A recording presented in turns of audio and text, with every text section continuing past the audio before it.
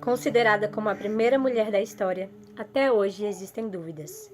Anjo, deusa, demônio. Quem foi Lilith? Seja na cultura babilônica, assíria ou hebraica, Lilith sempre foi vista como demônio. Não é à toa que já existem fatos escritos sobre ela desde os livros apócrifos. Esse é quase que um consenso. Lilith é um ser das trevas, para todas as pessoas que seguem algum tipo de cultura que mostra Lilith como sendo das trevas. Até mesmo para os judeus, principalmente para os judeus. As escrituras contam que, assim como Adão, Lilith teria sido criada por Deus. Vinda ela então do barro e lodo, da mesma forma que ele. E essa é uma questão que os cabalistas discordam. Eles insistem que Lilith foi criada, na verdade, através de fezes e lodo. Mas partindo do princípio que Lilith foi criada, assim como Adão, do barro e do lodo, ela e não Eva estaria morando no Jardim do Éden com ele, princípio da história. E por terem sido criados pela mesma fonte divina, da mesma forma, do mesmo material, Lilith sempre se enxergou como semelhante a Adão. Apesar do que as pessoas falam, Lilith nunca quis ser vista como mais que Adão. Ela sempre quis ser tratada como semelhante, recebendo tudo o que ele tivesse direito e sendo tratada da mesma forma. Mas não era assim que acontecia. Segundo as histórias contam, desde aquela época, quando eles iam ter relações, ela era obrigada a ficar por baixo, ela era obrigada a ser submissa e a ser dominada por Adão. E isso era algo que ela detestava. Ela sempre se impunha e perguntava por quê. Repetidas vezes, Lilith questionou por que isso acontecia dessa forma. Se eles eram iguais, se eles tinham sido criados da mesma forma, por que ela não poderia ser tratada da mesma forma? Porém, apesar de insistir, Adão nunca a ouviu. Ele nunca a tratou como se o que ela falasse tivesse importância.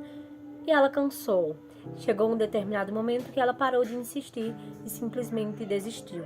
É aí então que ela se rebelou contra tudo e contra todos. Ela se empoderou de si e decidiu que a partir daquele momento ou as coisas eram tratadas de formas semelhantes ou ela não estaria mais lá. E foi o que aconteceu. Lilith então foi embora do Jardim do Éden. Nesse momento, o sol se escondeu e a escuridão tomou conta do jardim. Deus, por sua vez compadecido com o sofrimento de Adão em ter sido abandonado, enviou 3 anjos para que buscassem Lilith. Foram eles os anjos Gabriel, Rafael e Miguel. Mas independente disso, Lilith se recusou e não voltou.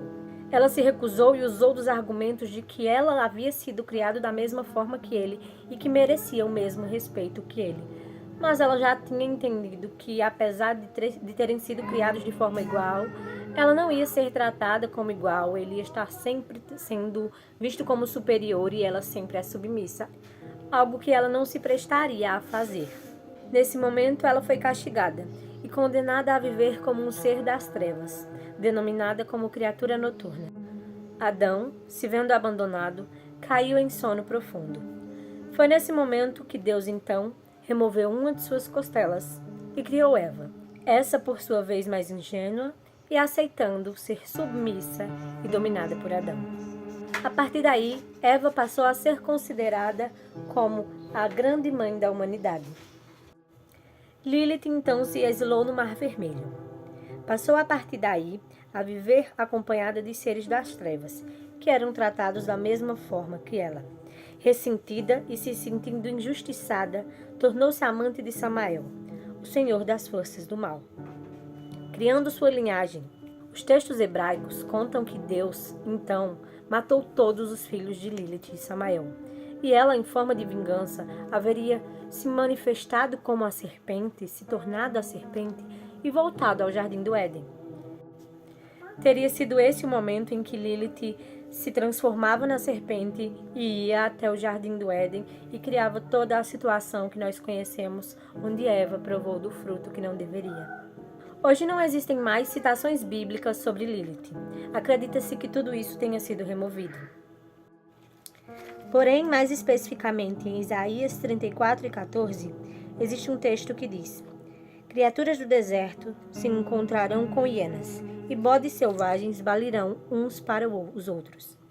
Ali também descansarão criaturas noturnas, e acharão para si locais de descanso. Acontece que todas as pessoas estudiosas dessas áreas acreditam que criatura noturna é o nome que foi dado a Lilith e é considerado a tradução de Lilith, dando a entender então que em todas as vezes que a Bíblia cita criatura noturna, refere-se a ela. E as histórias são infinitas sobre a grande Lilith, seja ela demônio ou não. Na época medieval, quando uma mulher via seu esposo sorrir ao dormir, acreditava que era Lilith, pois ela é considerada como a mãe dos íncubos e súcubos.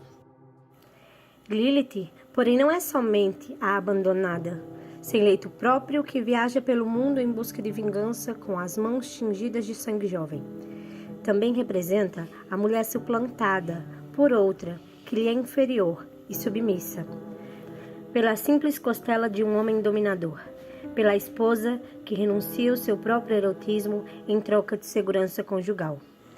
A mão de Lilith é percebida nas brigas matrimoniais, nos desejos insatisfeitos, na separação dos casais, na emancipação frustrada e nos castigos que recaem sobre as mulheres que desafiam as normas sociais. Lilith é por tudo isso a paixão da noite, a criatura mais temida e o anjo que vaga com a esperança de restaurar a ordem transtornada, apesar de toda dor e de todo esquecimento. No tarô, ela é associada à carta da lua, pois fala muito sobre a essência das sombras.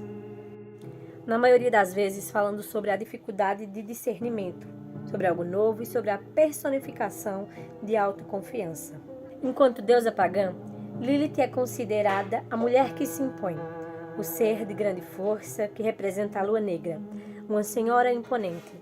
Deusa ou demônio, ela é sempre inspiradora. Mas e aí? O que você achou da história da Lilith? Eu me chamo Camila e esse é o Book Bruxa e eu voltei a postar com frequência. Então se você gostou desse vídeo, dá uma olhadinha nos outros, tem muito conteúdo legal por aqui. E agora fixo. Não esqueça também de deixar o seu like e compartilhar esse vídeo com alguém que goste do assunto. Até o próximo vídeo.